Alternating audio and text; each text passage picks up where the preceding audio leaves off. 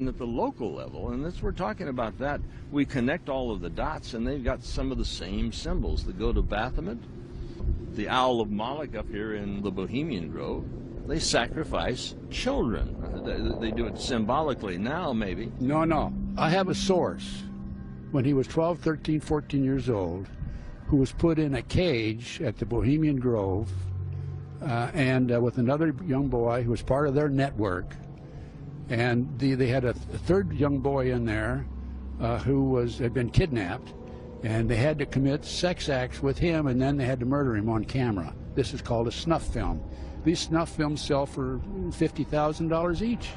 I knew Sammy Davis Jr. was heavy into that. Well, Sammy Davis Jr. admitted he was involved in the satanic. This all goes back to satanic cults.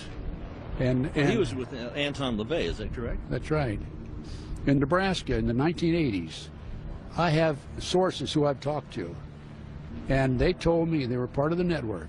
One of them in particular was used as a decoy in parks, public places, shopping malls, to bring children his age, 12, 13, 14 years old, near the car. They'd kidnap the kids. He'd attended auctions where these kids were auctioned off for up to $50,000 each. He's attended 6 auctions, as few as 6, and as many as 36 children were auctioned off for up to $50,000 each, as I said a moment ago. If you go to the National Center for Missing and Exploited Children website, last time I checked, there are 91 Americans who disappear every hour, and it is believed 85 to 90% of them are children.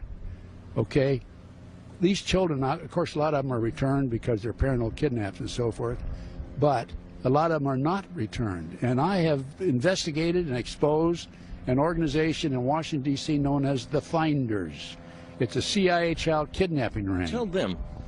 I've investigated and exposed an organization in Washington, D.C. known as the Finders. It's an international child kidnapping ring.